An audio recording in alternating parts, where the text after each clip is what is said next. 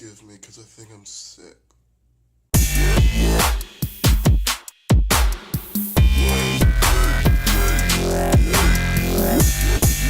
So they say that there's two types of people out there: introverts and extroverts. Society tends to dehumanize people that are introverts as they glorify people who are extroverts.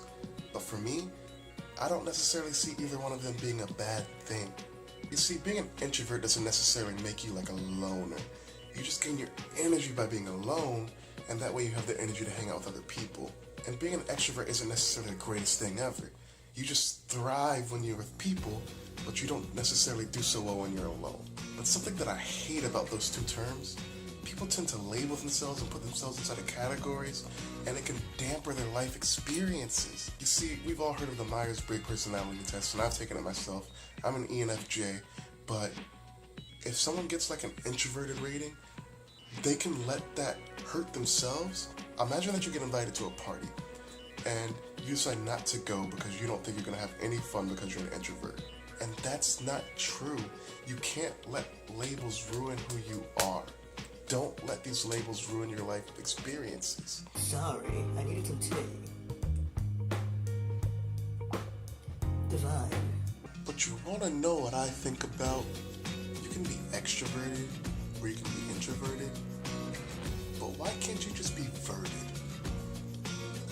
People are so quick to put people in boxes that they don't think about the sliding scale that life is sometimes. Just because you claim to be an introvert doesn't mean that you can't have extroverted tendencies. And just because you're an extrovert doesn't mean that you can't have introverted tendencies. You don't have to put yourself in a box. Be who you are, be who you want to be, but don't let people put false labels on you.